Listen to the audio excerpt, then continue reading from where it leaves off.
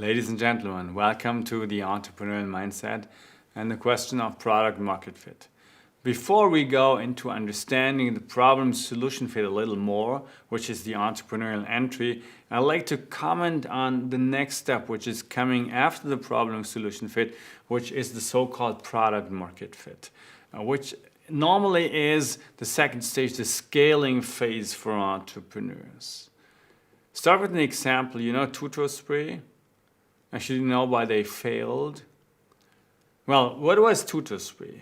It was a web-based tuition service, and actually they graduated from Y Combinator in 2011. So Y Combinator is very popular for bringing out many great companies, and they started as an Airbnb for tutors, and they matched students and tutors actually in the region. So when they came out of the Y Combinator, actually for them, it was the moment when they said, okay, we found our solution. We identified the problem, we found the solution. The problem was that students don't find the right tutors in the region. So they solved it by building a site, putting it together, and then they wanted to scale that up. Basically, they were stepping into the second stage, coming out of Y Combinator, having gained some traction, now getting into the so-called product market fit.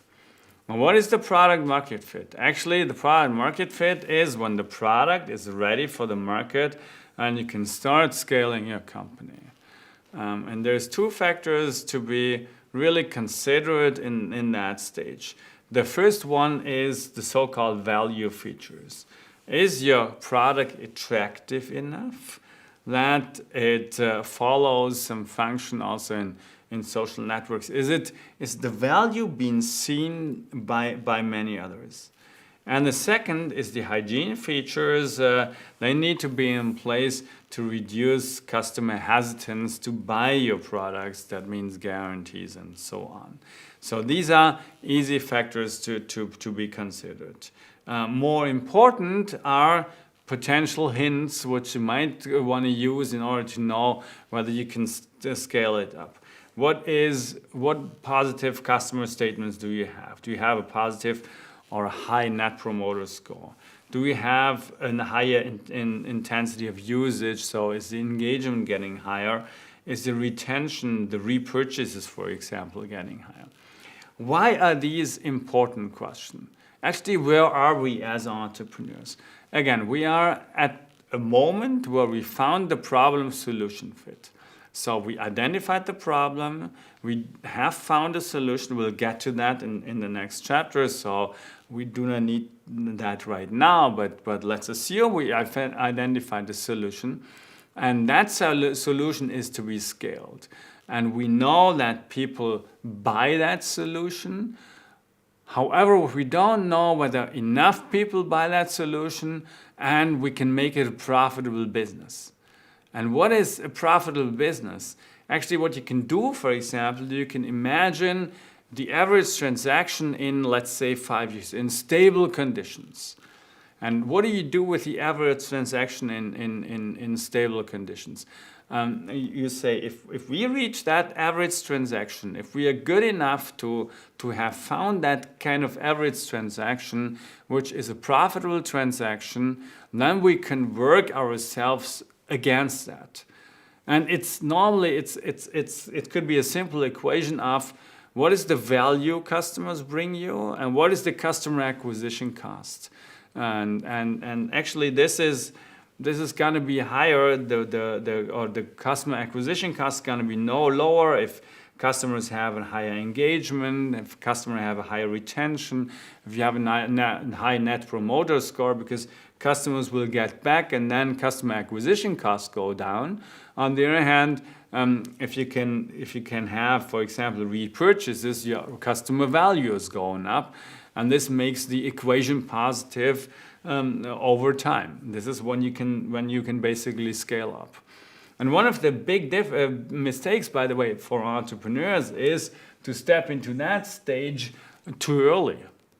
Because if you don't know, if you haven't defined the problem yet and the solution yet, so I haven't found the right problem solution fit, if you scale that, you might lose money with every additional product you sell.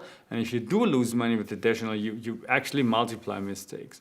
If these mistakes lead you on the right path of learning and to the good average transaction in a stable condition, it might be okay. But if that doesn't lead you there, then you actually do have a problem of not being able to really scale up. So the difference between the problem solution fit and the product market fit, and that's the main takeaway here, is the problem solution fit is about reducing the uncertainty to that extent where you have enough knowledge to say, okay, now I can scale that kind of problem. And you can only scale that kind of problem if you have enough value brought to the customer, if you know about the value, and if you know about, at least have a good idea about the basic financials you're having there. And that, one last comment, is basically when you switch from the starter approach of being effectual, with a focus on control, being means-oriented, affordable loss, and so on, to actually an approach of a growing company, where you start putting a focus on prediction, for example. So you analyze the data which you had. I mean, imagine you bring a site online, you want to sell dog food. You have prepared dog food for your own dog, and it's so great, your dog loves it, and you can't find it out of the market, so you think, I can sell my own dog food. And that's the solution you do have, and you started selling this dog food to others, and you found people who really love it, love to buy it for their dogs, so you do have a new product. However, are you able to scale that up? And then you have the average transaction in 5 years, or in a certain amount of time, and you say, okay, this is actually my sales, and this is the cost of goods sold, and these are the other costs which are deductible, and this is what I make as a margin. This is the transaction I'd like to run into in the future. And then if you have your website online, you start working on marketing channels, and different marketing channels have different customer acquisition costs. And if you want to scale it up, those customer acquisition costs changes. But then you calculate customer acquisition costs on a monthly or weekly basis in order to understand whether they are going down. And you try to understand whether you can produce repeat customers, and whether you can gain more customers, and so on. So this is when you start working with your numbers, you start using predictions, you start being goal-oriented, and you think in expected returns for channels, and so on. And this is also when you start a competitive analysis, because you find yourself in the big market where all the other players also work on the same problem with their solutions. So again, this is the point where you leave the startup approach, where you leave effectuation, and you switch into causation. Switching into causation from effectuation actually also means you change the way you manage, and you will talk about that further in another MOOC, which is about growing your company. Briefly here, the what changes. So you propose and create value to the customers in a different way. The who changes. You have to expand your workforce. You have to hire the right talents, but you have to hire diversity. You have to manage diversity, and you have to implement structures. That's the how. So there's lots of questions in that second stage, which we won't tackle in the introductory course right now. However, the main point of this chapter is to make you understand, if you do start your own business, the entry stage is always a problem-solution fit. But there'll be the next step, which is the product market fit. And this is a totally different way of managing the business.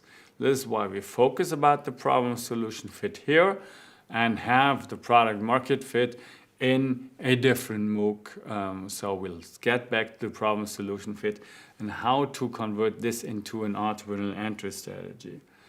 One answer before we do that: what about Tutor 3? Were they successful or not? Well, they were founded in 2013. They graduated from Y Combinator in 2011, so it took some time. Well, with the student-tutor matching, however, you were able to read a quote by Aaron Harris, the co-founder.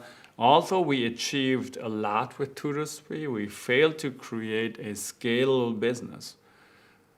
We didn't scale because we were single channel dependent, and that channel shifted on us radically and suddenly. And this is why at the very end the economics weren't there. So they had an interesting product, however only in one channel. They weren't able to find that product market fit, and this is why they had to leave the market again. You see, a startup can also fail in the second stage. Actually, there's lots of potential to failure there. But first of all, we now have to focus on the first stage of finding the problem solution fit.